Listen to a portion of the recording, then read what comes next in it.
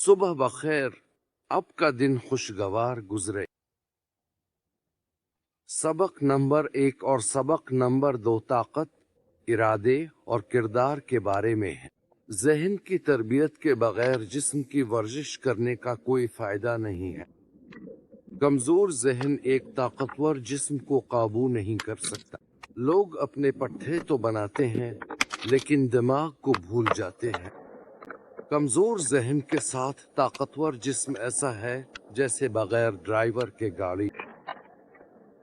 طاقتور لیکن بیکار۔ اب 100، 150، 200 کلوگرام وزن اٹھا سکتے ہیں، لیکن اگر آپ کا ذہن کمزور ہے اور آپ صوفے سے نہیں اٹھتے تو جسمانی طاقت کی کوئی اہمیت نہیں ہے۔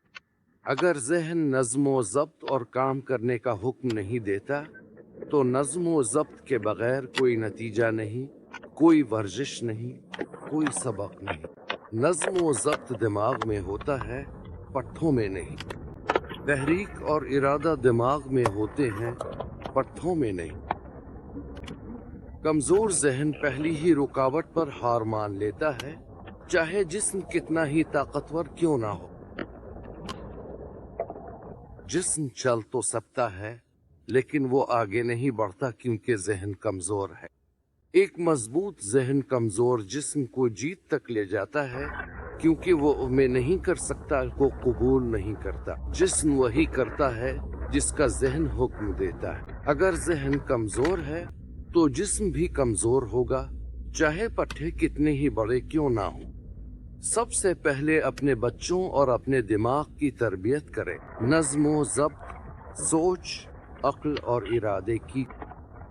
جسم خود بخود ٹھیک ہو جائے گا کیونکہ ایک مضبوط ذہن کسی بھی جسم کو قابو کر سکتا ہے۔ بھیڑیا اور اس کا غول، یقین مانے یہ بہت اچھا ہے لیکن زندگی میں یہ بہت مشکل ہے۔ اب دنیا کے مالک لگتے ہیں لیکن اس میں اب کی کوئی حیثیت نہیں ہوتی۔ ہمیں کسی کی چیز نہیں چاہیے، جو میرا ہے میرا ہے، آزاد مرضی خدا کی طرف سے ہے۔